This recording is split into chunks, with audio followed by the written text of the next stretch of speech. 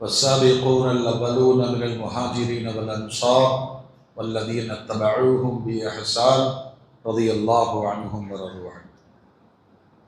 உலகத்தில் அல்லாஹ்வினால் பொருந்தி கொள்ளப்பட்டவர்கள், அவர்களை அல்லாஹ் பொருந்தி கொண்டான், அவர்களும் அல்லாஹ்வை பொருந்தி கொண்டார்கள் என்ற சுப செய்திக்கு சொந்தக்காரர்கள் அருமைக்குரிய சஹாபாக்கள். குர்ஆன் அல்லாஹ் சொல்வான், மிகப்பெரிய சொத்து எது அப்படின்னா வரிதுவானும் மினல்லாஹி அக்பர், அல்லாஹ்வுடைய பொருத்தம் தான் மிகப்பெரியது. நம்ம வாழ்க்கையில துஆவில் அதிகமாக அல்லாஹ்விடத்தில் கேட்க வேண்டியது, அல்லாஹ் எங்களை நீ பொருந்திக்கொள் என்று கேட்கணும். மறுமையை காட்சிப்படுத்தி கற்பனை செய்து பார்க்கும்போது அல்லாஹ்வுடைய ரஹ்மத்து இல்லாமல் ஒருத்தரும் தப்பிக்க முடியாது. நம்முடைய எந்த திறமைகளும் பலன் அளிக்காது. அதனால மறுமையை நம்பக்கூடிய நாம் அல்லாஹ்வுடைய அந்த பொருத்தம் வேண்டும் என்பதை அதிகமாக துஆல சேர்த்திக்கணும். ஆனால் அந்த பொருத்தத்தை உலகத்திலேயே பெற்று சான்றிதழ் பெற்றவர்கள் அருமைக்குரிய சஹாபாக்கள். கொடூரமானவங்கெல்லாம் கலிமா சொல்லி அல்லாஹ்வுடைய பொருத்தத்தை பெற்றிருக்கிறார்கள். அதிலே மிகுந்த மன வருத்தத்தோடு ஒரு மனிதர் சொன்ன ஒரு வார்த்தை, முஹம்மது ஸல்லல்லாஹு அலைஹி வஸல்லம் அன்னவர்களுக்கு பிறகு மிகச்சிறந்த ஒரு மாமனிதரை நான் கொன்று விட்டேன். பெருமானாருக்கு பிறகு மிகச்சிறந்த ஒரு மனிதரை நான் கொண்டு இருக்கிறேன். அந்த பழி, அந்த வேதனை அவரை வாழ்க்கை முழுவதும் ஆட்டியது. அவர்தான் ஹஜரத் வஹஷி இப்னு ஹர்ப். வரலாற்றிலே ஒரு பிரசித்தி பெற்ற வரலாற்றுக்கு சொந்தக்காரர் இந்த மாமனிதர். அவரே சொல்றார், அபூதசமா என்ற பட்டப்பெயரோடு கருப்பின அடிமையாக நான் மக்காவில் வாழ்ந்து கொண்டிருந்தேன். ஜுபைர் இப்னு முத்இம் என்று சொல்லக்கூடிய ஒரு குறைஷி தலைவர் என்னை அடிமையாக வைத்திருந்தார். இஸ்லாம் வளர்ந்தது. நபிகள் நாயகம் ஸல்லல்லாஹு அலைஹி வஸல்லம் மதீனாவுக்கு போய்விட்டார்கள். பத்ரு போர்க்களம் நடந்தது. அந்த பத்ரிலே இவருடைய பெரிய தகப்பன் துஐமா கொல்லப்படுகிறார். அவரை கொன்றது யாருன்னா ஹம்ஸா ரலியல்லாஹு. இப்போ காபிர்களுக்கும் மூமின்களுக்குமான ஒரு போர்க்கள வேறுபாட்டையும் நாம் கவனிக்கணும். அல்லாஹும் அல்லாஹுடைய ரசூலும் மூமின்களுக்கு எப்படி கற்றுத்தருகிறார்கள் என்று சொன்னால், குஃபுருக்கும் ஷிர்கிற்கும் எதிரான போர், தனிநபருக்கான போர் அல்ல. அதனால அந்த இடத்துல ஆளை பார்த்து சண்டை போட மாட்டாங்க, ஆளை தேடி அவர்களை முடிக்க மாட்டாங்க. குஃபுர் அழிய வேண்டும், ஷிர்க் அழிய வேண்டும். அதனால முதல் போரினுடைய பயிற்சி என்னன்னு சொன்னா, அவர்களுக்கு இஸ்லாமிய கலிமாவை எடுத்து சொல்வது, பிரச்சாரம் செய்வது. அதை அவர்கள் ஏற்க மறுத்து தாக்குதலுக்கு வரும் பொழுதுதான் இவர்கள் தாக்க ஆரம்பிப்பார்கள். அதுதான் மரபு. காபிர்கள் அப்படி கிடையாது. இன்னைக்கு அதானே கரெக்டா வஞ்சகத்தின் துரோகத்தின் வலையோடு அந்த பெரியவரை தேடி பிடிச்சு அந்த குடும்பத்தை அழித்தல். குஃபார்கள் என்ன செய்வாங்கன்னு சொன்னா, பாருங்க, பத்ரில் தன்னுடைய குடும்பத்தார்களை யாரெல்லாம் கொன்றார்களோ அவர்களை எல்லாம் உஹது போர்க்களத்தில் வைத்து கொல்லணும். இதற்கான ஏற்பாடு, இதற்கான சந்தர்ப்பம், சூழ்நிலை எதிர்பார்த்து கொண்டிருக்கும் பொழுது கரெக்டா உஹதுக்கான ஆயத்தம் குறைஷிகளால் செய்யப்படும். பெருமானார் சந்தித்த 65க்கும் மேற்பட்ட போர்கள் எல்லாமே திணிக்கப்பட்டது. எங்காவது ஒரு இடத்துல நாம தான் வரலாறு கரெக்டா படிக்கணும். இல்லைன்னு சொன்னா இப்ப இந்தியாவில் பாட புத்தகங்கள்ல அவுரங்கசீப்பை குறித்து மோசமான தலைப்பில் குழந்தைகளுக்கு பாடம் கொண்டு வந்துட்டான்.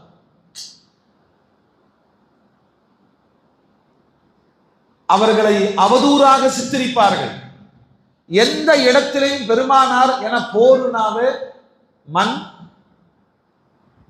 பெண், பொன், இந்த காரணத்துக்கு தான் போரே நடக்கும். பெருமானாருடைய வாழ்க்கையில் எந்த இடத்திலையும் தானாக படையெடுத்து சென்றதுங்கிறது கிடையாது. கலிமாவை கொண்டு போய் சேர்ப்பார்கள். ஏற்க மறுத்தவர்கள் போரால் எதிர்ப்பார்கள். அதை தடுப்பதற்குத்தான் களம் கண்டார்கள் பெருமானார். வெற்றியும் தோல்வியும் இரு பக்கமும் நடந்திருக்கிறது. கடுமையான உயிரிழப்புகள் தான் நடந்திருக்கு. மோமீன்களே, இந்த உஹது போர்க்களம், அதுல அபூ சுஃபியானுடைய மனைவி ஹிந்து, அவருடைய தந்தை, அவருடைய சிறிய தந்தை, அவருடைய சகோதரர் எல்லாமே இறந்து போயிட்டாங்க. அந்த வெறியில் அந்த பெண் பழிவாங்க வேண்டும் அப்படின்னு குறைஷி பெரும் குடும்பங்களின் பெண்களை எல்லாம் திரட்டி கொண்டு உஹதுல போய் பழி வைக்கணும். அவங்களுக்கு அதுதான் அங்க ஈமானு இஸ்லாமு நோக்கம் எல்லாம் கிடையாது. இப்படியான மக்காவின் ஒரு சூழலில் நான் அடிமை தானே, வஹ்ஷி சொல்றாங்க, வஹ்ஷி ரலியல்லாஹு அன்ஹு சொல்றாங்க, நான் அடிமை தானே. ஜுபைர் எஜமான். உஹதுக்கான ஆயத்தங்கள் நடங்கி படை கிளம்பும் பொழுது எங்கிட்ட ஜுபைர் கேட்கிறார், உனக்கு ஒரு நல்ல வாய்ப்பு கிடைச்சு விடுதலையாகிறதுக்கான சூழ்நிலை ஏற்பட்டால் எப்படி இருக்கும்? நான் மனம் நொந்து போன சொன்ன, நானே வாழ்க்கை பிரச்சனையில இருக்கிறேன். ஏன்னா அந்த காலத்துல அடிமை என்பது பணம் கொடுத்து விடுதலையாக்கணும், இல்லைன்னா யாராச்சும் ஒருத்தர் ஜாமீன் கொடுக்கணும், அல்லது இத்தனை காலம் உழைத்து விட்டு விடுதலையாகி விடலாம் அப்படின்னு ஒரு அக்ரிமெண்ட் போடணும். எனக்கெல்லாம் யார் இருக்கிறாங்க, அதுக்கான சூழ்நிலைகள் என்ன? அப்பதான் இந்த எஜமான் கரெக்டா அந்த வாய்ப்பை பயன்படுத்தி சொல்றாரு, நம்ம உஹதுக்கு போயிட்டு இருக்கிறோம், நீ நல்ல ஈட்டி குறிபார்த்து எரியக்கூடிய, பொதுவா நீக்ரோக்களுக்கான ஒரு வீர விளையாட்டு தான் ஈட்டி எறிதல். அதுல நீ வில்ல, உனக்கு ஒரு வாய்ப்பு, இந்த உஹது போர்க்களத்தில் ஹம்சாவை கொன்று விட்டால். ஹம்சா யாரு? பெருமானார் ஸல்லல்லாஹு அலைஹி வஸல்லம் அவருடைய பெரிய தகப்பனார். பெருமானார் ரொம்ப விரும்புவாங்க. ஹம்சாவை கொன்று விட்டால் நீ விடுதலை. அப்ப நான் கேட்டேன், இது எப்படி நம்புறது? நீ மாதிரி சொல்லி கூட்டிட்டு போறீங்க, எப்படி நம்புறது? இல்ல இது நடந்து விட்டால் தான் நான் மக்களை எல்லாம் கூப்பிட்டு சாட்சியா வச்சு சொல்றேன், நீ இந்த காரியத்தை முடிச்சுட்டேன்னு சொன்னா நீ விடுதலை. இந்த ஒப்பந்தத்தின் அடிப்படையில் நானும் எப்பொழுதும் பயிற்சி எடுக்கக்கூடிய அந்த ஈட்டியை எடுத்துக்கிட்டு இவர்களுக்கு பின்னால் நடந்து போனேன். வஹ்ஷி ரலியல்லாஹு அன்ஹு சொல்றான், உஹதை நோக்கி நான் போகும்போது ஹிந்து அந்த குறைஷி பெண்களோடு வெறியான வார்த்தைகளில் விடக்கூடாது, அவங்கள பழி வாங்கணும் என்று சொல்லிக் கொண்டு போகிறார். அந்த பெண்களுக்கு பின்னாலும் நான் போறேன். இவர் சொல்றாரு, எனக்கு என்ன இருக்கு, போர் யாருக்கு இருக்கு? குறைஷிகளுக்கும் முஹம்மது ஸல்லல்லாஹு அலைஹி வஸல்லம் அவர்களுக்கும். நமக்கு ஒரு வேலை கொடுத்திருக்கிறாங்க, யாரை கொல்லணும், அவ்வளவுதான். ஒரு வேலைக்காரனாய் ஒரு பணியை செய்ய வேண்டுமே தவிர இந்த போரின் மீது நாட்டம் உடையவனாக நான் இல்லை. அதனால அப்படி போனேன். போகும்போது எங்கேயாவது தங்குவோம், இடையில ஹிந்து என்ன கடந்து போவாரு, இல்லைன்னா அவரை நான் கடந்து போவேன். நான் போகும்போது என்னுடைய அந்த ஈட்டியினுடைய அசைவுகள் அது மின்னும். இந்த ஹிந்து கூப்பிட்டு சொல்வாரு, நீ உன்னுடைய ஈட்டியை காண்பித்து எங்கள் பெண்களுக்கு வெறி ஊட்டுவாங்க. பெண்களை ஏன் போருக்கு அழைச்சிட்டு போவாங்கன்னு சொன்னா கவிதைகள் பாடி நடனம் ஆடி வெறியூட்டுவதற்காக. ஒரு வழியா உஹது போயிட்டோம். போர் ஆரம்பமாகிறது. எனக்கு ஹம்சாவை தெரியும், எஜமானர் ஒரு வேலை கொடுத்திருக்கிறார். எனக்கு ஹம்சா ரலியல்லாஹு அவர்களை தெரியும். ஏன்னா அரபு நாட்டுல நல்ல வீரர்கள் என்ன செய்வாங்கன்னா அவங்களுடைய தலைப்பாகையில இறகுகளை சொருகிக் கொள்வார்கள். இந்த மயில் இறகு இந்த மாதிரி இருக்குமா இல்லையா, இறகுகளை சொருகிக் கொள்வார்கள். அப்படி ஒரு ஆஜானுபகமான தோற்றம் அதற்கு ஹம்சா ரலியல்லாஹு. அதனால அவரை தேட வேண்டிய அவசியம்லாம் இல்லை. போர்க்களம் தொடங்கும் பொழுது பார்த்தால் அல்லாஹ் அக்பர். உண்மையிலேயே அல்லாஹ்வுடைய சிங்கமாக கர்ஜனையோடு புறப்பட்டு வந்து முன்னால் வந்தவர்களை தாக்கி வீழ்த்தி கொண்டு போராடி கொண்டிருக்கிறார் ஹம்சா. கவனிக்கணும், அவர்கள் குறிப்பிட்ட நபர்களை தாக்க மாட்டார்கள். யாரெல்லாம் எதிரிகள் வர்றாங்களோ அவங்க.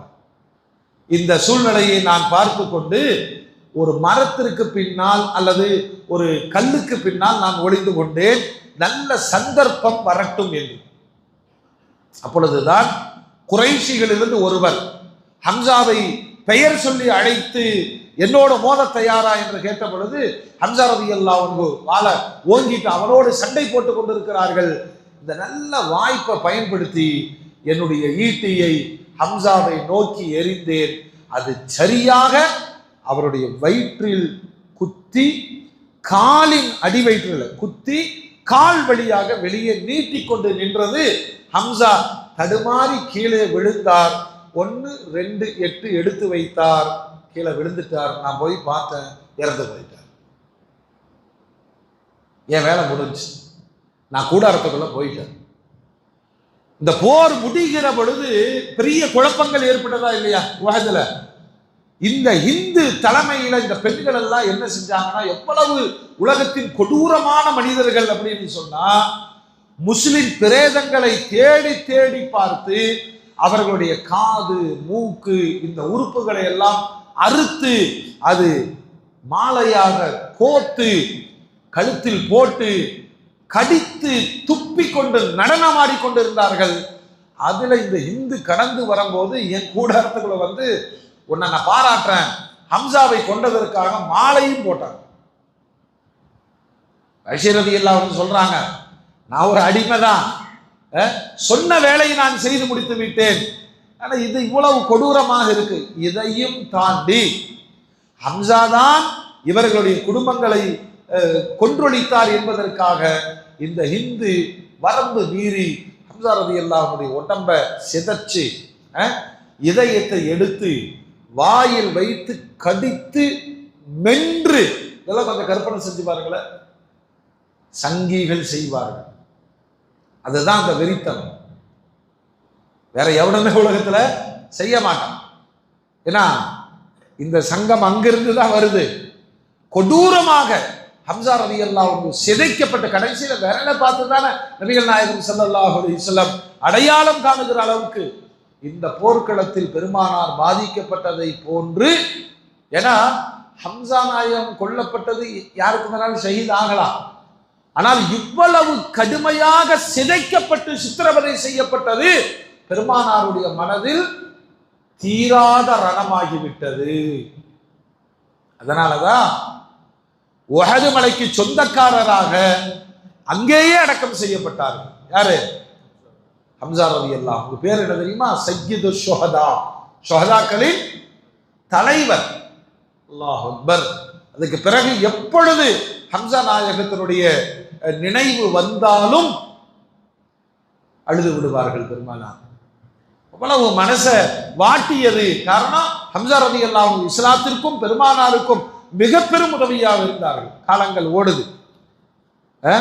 இந்த மாதிரி நிகழ்வு நடந்து முடிஞ்ச உடனே வாஷி சொல்றார், அப்படியே மக்காலே இருந்துட்டேன் நான். போர் முடிந்து திரும்பி வந்த உடனே என்னுடைய எஜமான் சொன்ன மாதிரி என்ன செஞ்சாரு, என்னை விடுதலையாக்கி விட்டார். இனிமேல் என்னை யாரும் அடிமையாக்க முடியாது. மக்காலேயே இருந்தார், அப்படி வாழ்ந்துட்டு இருந்தார். ஆனால் பெருமானாரை பற்றி செய்தி ஒவ்வொரு நாளும் வருது. வரும்போதெல்லாம் இந்த ஹம்சாவை கொன்றவனை விடக்கூடாதுங்கிற செய்தியும் வருது. அதனால நாளாக நாளாக எனக்கு பயமும் வேதியும் ஆகுது. ஒரு காலகட்டத்தில் பெருமானாருக்கு அல்லாஹ் ஒரு வாய்ப்பை கொடுத்தார். ஹிஜ்ரி 8ஆம் ஆண்டு மக்காவை கைப்பற்றி விட்டார்கள். இதோ வர்றாங்க பெருமானார். அப்பதான் என்னுடைய பயம் உயிர் பயமாக மாறியது. இனிமேல் மக்கால இருந்தா கண்டிப்பா முகமது கொன்று விடுவார் அப்படின்னு பக்கத்தில் இருக்கிற தாயிப்புக்கு போயிட்டு, தாயிப்புக்கு போய் அமைதியா நிம்மதியா வாழலான்னு நினைச்சா, இந்த மக்கா வெற்றிக்கு பிறகு பெருமானார் திரும்ப மதீனாவுக்கு போயிட்டாங்க. தாயிப்பில் ஒரு அதிசயம் நடந்தது. எந்த மண்ணில் பெருமானாரை கல்லால் அடித்து குருதியை வெளிவர வைத்து அசிங்கப்படுத்தி துரத்தினார்களோ அந்த தாயிப் இப்பொழுது இஸ்லாத்தை ஏற்றுக்கொண்டிருக்கிறது. என்னடா இது வந்து தஞ்சம் புகழான்னு வந்தா இந்த மண்ணும் என்ன செய்து இஸ்லாத்தை ஏற்கிறது. அவருக்கு பயங்கரமான மனக்குழப்பம் ஏற்பட்டது. சிரியா போலாமா, யமன் போலாமா, வேற எங்காவது போய் நம்மை காப்பாற்றிக் கொள்ளலாமா, இப்படி எல்லாம் மனக்குழப்பத்தில் இருக்கிற பொழுது ஒரு நண்பர் சொன்னார், என் மீது நன்மையை நாடக்கூடியவர் சொன்னார், ஏன் இப்படி குழப்பத்தில் இருக்கிறீங்க, ஒன்று செய்யுங்க, முஹம்மது கலிமா சொன்ன யாரையும் கொல்ல மாட்டார். நல்ல செய்தியை காதல போடுறார். முஹம்மது, அது இஸ்லாத்தினுடைய மரபு, கலிமா சொன்ன யாரையும் கொல்ல மாட்டார். இந்த வார்த்தையை கேட்டதிலிருந்து எனக்கு ஒரு மாதிரி ஆயிடுச்சு. சரி, எங்க போனாலும் மாட்டிடுவோம், பெருமானாரிடம் சரண்டர் ஆயிடலாம் அப்படின்னு முடிவு செய்து நான் என் பயணத்தை மதீனாவை நோக்கி நடத்தினேன். மதீனால போய் விசாரிச்சுக்கிட்டேன். ஏன்னா என் நிலைமை என்னன்னா, யாரு பார்த்தாலும் என்ன வெட்டி முடிச்சுடுவாங்க. அதனால ஒழிந்து ஒழிந்து பெருமானாரை பற்றிய செய்தியை சேகரித்து கொண்டு மதீனால விசாரித்த பொழுது பெருமானார் பள்ளியில் இருக்கிறார்கள் அப்படிங்கிற செய்தி கிடைச்ச உடனே நேர மஸ்ஜிதுக்கு போன, தாமதிக்கவே இல்லை. பெருமானாருக்கு முன்னால் சட்டுன்னு போய் நின்று அஷ்ஹது அல்லா இலாஹ இல்லல்லாஹ் வ அஷ்ஹது அன்ன முஹம்மதன் அப்துஹு வ ரசூலுஹு அப்படின்னு கலிமா சொல்லிட்டார். ஏன்னா அவர் சொல்லி கொடுத்திருக்காரா இல்லையா? இந்த சப்தத்தை கேட்டவுடன் பெருமானார் நிமிர்ந்து பார்த்தார்கள். பார்த்த மாத்திரத்திலேயே என்ன தெரிஞ்சுக்கிட்டாங்க. என்ன தெரிந்து கொண்டு அப்படியே முகத்தை திருப்பி பார்க்காமலே கேட்கிறாங்க, அந்த வஹ்ஷி, நீதானே வஹ்ஷி? ஆமாம் யா ரசூலல்லாஹ். இங்க பெருமானாருடைய மனநிலையை பாருங்க, மறக்கவே இல்லை இந்த முகம். ஒரே ஒரு தடவை போர்க்களத்தில் ஹம்சாவை கொன்ற பொழுது பார்த்த முகம். இதுதான் அந்த வஹ்ஷி. உட்கார். பெருமானார் தன்னை கட்டுப்படுத்தி கொண்டு கேட்கிறாங்க, எப்படி ஹம்சாவை கொன்றாய் விவரிக்கிறான். அல்லாஹ் அக்பர். அவர் அந்த உஹதுனுடைய காட்சியை எல்லாம் சஹாபாக்கெல்லாம் கூடி இருக்கிறாங்க, உஹதுனுடைய காட்சியை மீண்டும் விவரிக்கிறார். சையது ஷுஹதா ஹம்சா ரலியல்லாஹு அன்ஹு கொல்லப்பட்ட அந்த நிகழ்வை சொல்லி முடிக்கிற பொழுது பெருமானாருடைய கண்ணீர் தாரை தாரையாக கொட்டுகிறது. உடனே வஹ்ஷி பார்த்து சொன்னார், பார்க்கவே இல்லை பெருமானார், பார்க்காமலே சொன்னாங்க, உன்னால முடியும் என்று சொன்னால் வஹ்ஷி, என் முகத்திற்கு முன்னால் நீ வரவே வேண்டாம். உலகத்தில் எவ்வளவு பெரிய தண்டனை. இஸ்லாத்தை ஏற்றுக்கொண்டார்கள், அது மார்க்கம், அது கலிமா சொன்னவரை கொல்ல மாட்டார்கள், அதுவும் உண்மை. இஸ்லாம் முந்தைய பாவங்களை எல்லாம் மன்னித்து விடுகிறது, அதுவும் உண்மை. ஆனால் பெருமானாருடைய மனம் நிலை கொள்ளாமை. அதனால சொன்னாங்க, உன்னை பார்க்கும் பொழுதெல்லாம் எனக்கு ஹம்சாவுடைய ஞாபகம் வந்து உங்கள்கிட்ட நான் தப்பா நடந்துக்குவேனோ, அதனால் உங்களால் முடியும் என்று சொன்னால் என் முகத்திற்கு முன்னால் வரவே கூடாது அப்படின்னு பெருமானார் சொன்னாங்க. கொஞ்ச காலம் மதீனால இருந்த சஹாபாக்கள் எல்லாம் பெருமானாருக்கு முன்னால் போகும் பொழுது பெருமானார் பார்க்காத தூரத்தில் மறைவில் இருந்து நான் பெருமானாரை பார்த்துக் கொள்வேன். இது மிகப்பெரிய வேதனை. சொல்லுங்க, தண்டிக்காம தண்டிக்கிறது தானே மிகப்பெரிய வேதனை. இப்படியே காலங்கள் ஓடியது. கண்மணி நாயகம் ஸல்லல்லாஹு அலைஹி வஸல்லம் அவர்களுடைய காலம் முடிந்து மனசுக்குள்ள இதுக்கு ஏதாவது பரிகாரம் கிடைக்குமா, இதை எதையாவது செய்து முடிக்க முடியுமா அப்படின்னு நான் யோசிக்கிற பொழுது சையதுனா அபூபக்கர் சித்திக் ரலியல்லாஹு அன்ஹு ஆட்சிக்கு வந்த உடனே இந்த நஜிதுல யமாமா நஜிது பகுதியில் இருந்த முசைலமத்துல் கத்தாப் அவனுடைய கொஞ்சம் ஆட்டம் அதிகமா இருந்துச்சு. அவனை நம்பி பலரும் அவனை ரசூலுல்லாஹ் என்று சொல்லி மார்க்கத்தை விட்டு முர்த்தத்தாகக்கூடிய சூழ்நிலை. அவனுக்கு எச்சரிக்கை விட்டாங்க, அவன் திருத்துற மாதிரி தெரியல. அதனால் மதம் மாறியவர்களை ஒன்று மீண்டும் இஸ்லாத்திற்கு கொண்டு வருதல் அல்லது அவர்களோடு போர் என்ற நிலையில தான் யமாமாவுடைய யுத்தம் தொடங்கப்பட்டது. அப்பதான் வஹ்ஷி ரலியல்லாஹு அன்ஹு சொல்றாங்க, இந்த போருக்கான அறிவிப்பு வந்த உடனே நான் அந்த ஈட்டியை எடுத்தேன். எந்த ஈட்டி? எந்த ஈட்டியால் ஹம்சா அவர்களை கொன்றேனோ அதை எடுத்து சொன்னேன், யா அல்லாஹ், யா அல்லாஹ், பெருமானாருக்கு பிறகு நல்ல ஒரு மனிதரை இந்த ஈட்டியால் நான் கொண்டு இருக்கிறேன். மிக மோசமான ஒரு மனிதனை கொள்வதற்கான ஒரு வாய்ப்பை எனக்கு நீ கொடு, அதற்கு இது பரிகாரமாக ஆகும் நினைச்சிட்டு அந்த ஈட்டியை எடுத்துக்கொண்டு நானும் படையில போறேன்.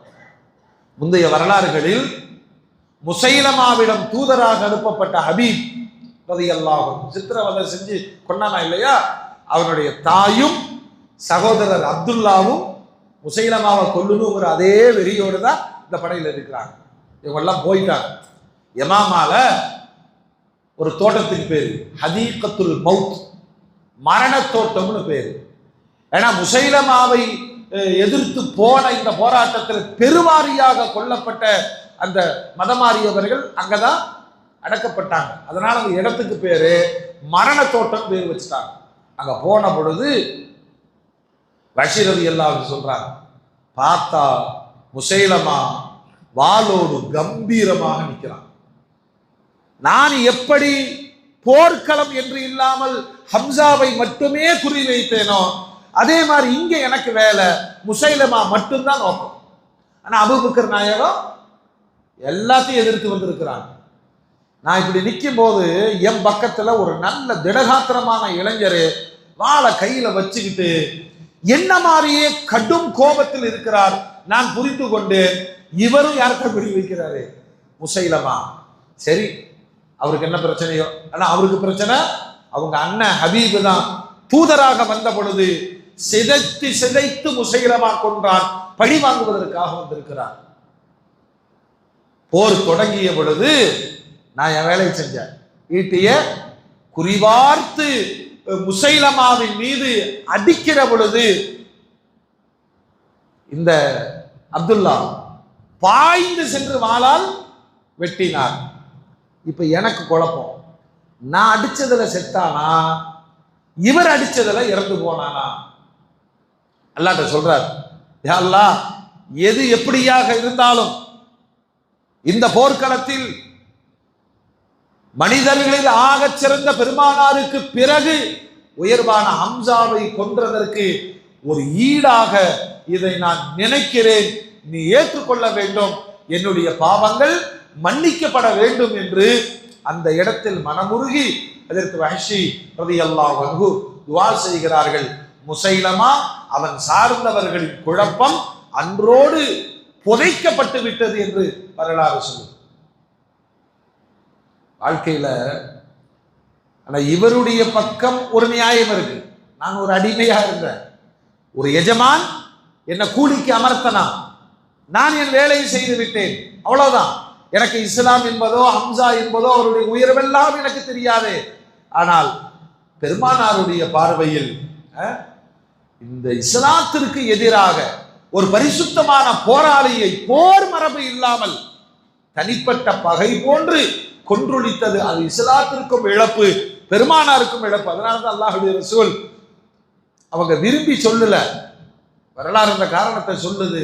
உங்களை பார்க்கும் போதெல்லாம் ஹம்சாவுடைய ஞாபகம் வரும், நான் தவறாக நடந்து கொள்வேனோ, ஏற்றத்தாழ்வாக ஆகிவிடுமோ, அதனால என் முகத்திற்கு முன்னால் நீங்கள் வரவே வேண்டாம். இன்னொன்று, சிரியாலு போய் உட்கார்ந்துட்டு கடிதம் எழுதுறாரு, வேற ஒருவர் சொல்லி கொடுத்ததுபடி நான் இஸ்லாத்தை ஏற்கிறேன் அப்படிங்கும் போது பெருமானார் ஸல்லல்லாஹு அலைஹி வஸல்லம் குர்ஆனுடைய வசனத்தை எழுதுறார். இன்றைக்கு ஓதப்பட்ட வல்லதீன லா யதுஊன மஅல்லாஹி இலாஹன் ஆகர் வலா யக்துலூன அன்-நஃப்ஸ அல்லதி ஹர்ரமல்லாஹு இல்லா பில் ஹக்கி வலா யஸ்னூன் வமை யஃஅல் ذلك யல்கா ஸாமா. அல்லாஹ் அல்லாஹ்வை வணங்கி இருக்க கூடாது, விபச்சாரம் செஞ்சிருக்க கூடாது, கொலை செஞ்சிருக்க கூடாது. இவர் சொல்றார், இத்தனை நான் செஞ்சிருக்கேன், இத்தனை செஞ்சிருக்கிறேன். அடுத்த வசனத்தை மறுபடியும் பெருமானார் எழுதுறாங்க, இல்லாமன் தாப வஆமன வஅமில ஸாலிஹன், தௌபா செஞ்சு ஈமான் கொண்டு நல்லமல் செய்தவர்களை தவிர. இனி நான் ஈமான் கொண்டு நல்லமல் செஞ்சு தௌபா செஞ்சு எனக்கு எப்படி நம்பிக்கை வரும்? மறுபடியும் பெருமானார் எழுதுகிறார்கள், அல்லாஹ் இணை வைப்பதை மன்னிக்க மாட்டான், மற்ற எல்லாத்தையும் மன்னிச்சிருவான். அது சரி, என்ன மன்னிப்பானா? மீண்டும் எழுதுகிறார்கள், யா இபாதி அல்லதீன அஸ்ரஃபு அலா அன்ஃபுஸிஹிம் லா தக்னூது மின் ரஹ்மத்தில்லாஹ், அல்லாஹ் நம்பினவங்களே அல்லாஹ்வுடைய ரஹமத்தின் மீது நீங்கள் அவநம்பிக்கை கொள்ளாதீர்கள். அப்புறம் புறப்பட்டு வர்றார் என்று பல்வேறு வரலாறுகள். அதற்கு வஹ்ஷி இப்னு ஹர்ப் இவ்வளவு கொடூரமான வரலாற்றுக்கு சொந்தக்காரராக இருந்தாலும் பெருமானாருடைய கருணையினால் ஈமானிய பாக்கியம் கிடைத்த பொழுது நம்முடைய உதடுகள் அவரின் பெயரோடு ரலியல்லாஹு அன்ஹும் வரது அன்ஹு என்று உச்சரிக்கிறது. அந்த இடத்தில் அவர்கள் உயர்ந்து நிற்கிறார்கள். நமக்கு கிடைக்கும் என்று ஆசைப்படுகிறோம். அல்லாஹ் தௌஃபீக் செய்வானாக. வாஹிரு தஅவானா அனில் ஹம்துலில்லாஹி ரப்பில் ஆலமீன். ரப்பனா தகப்பல் மின்னா இன்னக அன்தஸ் ஸமீஉல் அலீம் வதுப் அலைனா இன்னக அன்தத் தவ்வாபுர் ரஹீம். ஸல்லி அலா நபி சய்யிதினா முஹம்மத் வ ஆலிஹி வ ஸஹ்பிஹி அஜ்மஈன் வல்ஹம்துலில்லாஹி ரப்பில் ஆலமீன்.